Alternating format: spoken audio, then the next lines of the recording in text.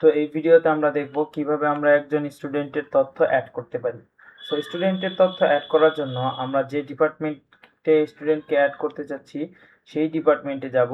ধরুন আমি স্টুডেন্টটিকে ইংলিশ ডিপার্টমেন্টে অ্যাড করতে চাচ্ছি, সো ইংলিশ ডিপার্টমেন্টে চলে যাব। দেন এরপর হচ্ছে অ্যাড স্টুডেন্ট। তো অ্যাড স্টুডেন্টে যাওয়ার পর এখান থেকে আমাদের স্টুডেন্টের যে তথ্য থাকে, তথ্য ফিল আপ করার জন্য একটা ফর্ম দিয়ে দিবে। সো আমি প্রথম থেকে শুরু করছি। প্রথমটা হচ্ছে স্টুডেন্টের ছবি দিয়ে দিচ্ছি থেকে। এরপর স্টুডেন্টের নাম, ধরুন স্টুডেন্টের নাম হচ্ছে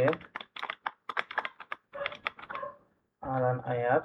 সো একটা ব্লাড গ্রুপ, কন্ট্যাক্ট নাম্বার দিয়ে দিচ্ছি।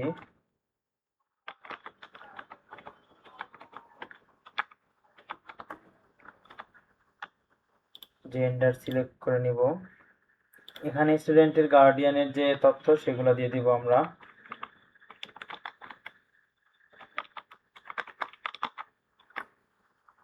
মাদার্স নেম,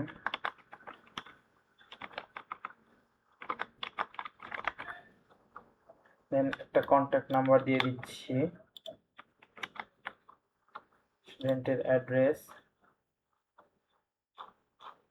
এখান থেকে সার্চ করে নিচ্ছি।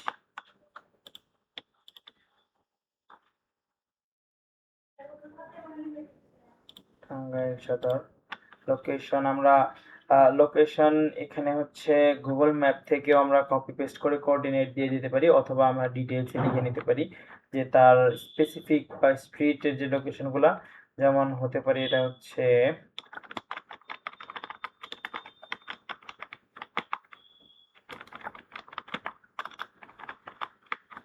একটা নোট আকারে থেকে যাবে। এরপর হচ্ছে একাডেমিক ইনফরমেশন। সো স্টুডেন্টটা কোন ক্লাসে ভর্তি হচ্ছে সেই ক্লাসটা আমরা সিলেক্ট করে নেব এখানে, যেমন ক্লাস 1। তার জন্য বোর্ডিং ফি কত। তো আমরা এখানে প্রথমেই আমাদের কিছু ডিফল্ট বোর্ডিং ফি এবং একাডেমিক ফি অ্যাড করে নিয়েছিলাম। তো আমরা যদি সেই ডিফল্ট বোর্ডিং ফি এবং একাডেমিক ফি থেকে কম নিতে চাই, সেক্ষেত্রে আমরা এখানে দিয়ে দিব একটা সিলেক্টেড। কম বা বেশি নিতে চাই সেক্ষেত্রে সিলেক্ট করে দিব বোর্ডিং ফি। আর যদি হচ্ছে আমরা সেই ডিফল্ট বোর্ডিং ফি রাখতে চাই, সেক্ষেত্রে আমরা এই ফিল্ডগুলো খালি রেখে দেব। এই ফিল্ডে আমাদের কোনো কিছু রাখার দরকার নেই। আর হচ্ছে যদি স্টুডেন্টটা কারো রেফারেন্সে এসে থাকে, সেক্ষেত্রে রেফারেন্সের নাম এবং ফোন নাম্বার আমরা দিয়ে দিতে পারি। ওকে, সো এই হচ্ছে আমাদের স্টুডেন্টের তথ্য। ফর্ম ফিল আপ করা হয়ে গিয়েছে। তো ফর্ম ফিল আপ করার পর আমরা যদি এখানে দেখতে পাচ্ছি দুইটা বাটন। সো আমরা যদি স্টুডেন্টকে অ্যাড স্টুডেন্ট দিয়ে দিই, তো স্টুডেন্টটা অ্যাড হয়ে যাবে। আর যদি আমরা স্টুডেন্টকে প্রথম ভর্তি করছি এই সময়ে বেতনের সাথে ভর্তি করছি, সো আমরা ভর্তিও করছি প্লাস তার ভর্তির টাকা প্লাস বেতন ১ মাসের যে মান্থলি ফি সেটা অ্যাড করে নিব। সেক্ষেত্রে আমরা অ্যাড উইথ ফি সিলেক্ট করব। তো অ্যাড উইথ ফি সিলেক্ট করার সাথে আপনারা দেখতে পাচ্ছেন এখানে অ্যাডমিশন ফি বাবদ তার যে নির্ধারণ করা ছিল ডিফল্ট ভাবে সেটা নিয়ে নিয়েছে ৩০০০ টাকা। আর মান্থলি ফি সে এখানে বলতেছে কোন মাসের জন্য মান্থলি ফি, অর্থাৎ কোন মাসের জন্য মান্থলি ফি নিব কিনা।